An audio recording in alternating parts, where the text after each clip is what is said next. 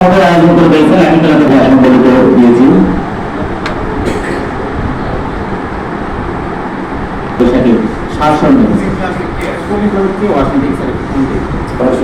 খেতলালে বাংলা নববর্ষ উপলক্ষে প্রস্তুতি সভা। এস কে মুকুল, জয়পুরহাট। জয়পুরহাটের খেতলালে আসন্ন বাংলা নববর্ষ উপলক্ষে এক প্রস্তুতি সভা অনুষ্ঠিত হয়েছে।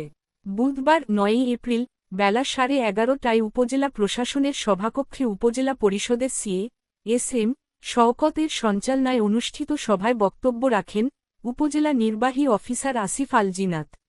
এই সময় বিএনপি, বাংলাদেশ জামায়াতে ইসলামী, বৈষম্য বিরোধী ছাত্র আন্দোলনের প্রতিনিধি, বিভিন্ন দপ্তরের কর্মকর্তাবৃন্দ সহ সাংবাদিক ও বিভিন্ন সামাজিক সাংস্কৃতিক সংগঠনের নেতৃবৃন্দ উপস্থিত ছিলেন। সভায় উপজেলা নির্বাহী অফিসার আসিফ আল জিনাত জানান, সারাদেশের মতো এই উপজেলায় বৈশাখী শোভাযাত্রা অনুষ্ঠিত হবে।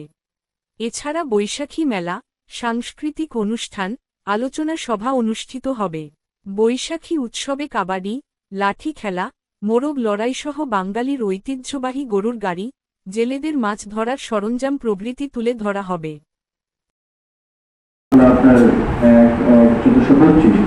এখানে 8:30টায়, সকাল 8:30টায় বাংলা নববর্ষ উদযাপন পহেলা বৈশাখের শোভাযাত্রা। এটা একটা আয়োজনের সিদ্ধান্ত আছে। 8:45-এ লোকজ মেলার শুভ উদ্বোধন, আর 9টায় হচ্ছে জাতীয় সঙ্গীত ও এর শুরুতে বৈশাখ গান পরিবেশন। এটা আপনার সংশ্লিষ্ট সাইড হাউস মাঠ। 9:30টায় আলোচনা সভা, সাংস্কৃতিক অনুষ্ঠান, পুরস্কার বিতরণ। সকাল 11টায় দেশীয় খেলা। আর 2 দিন ব্যাপী একটি মেলার আয়োজনের সিদ্ধান্ত ছিল, লোকজ মেলা।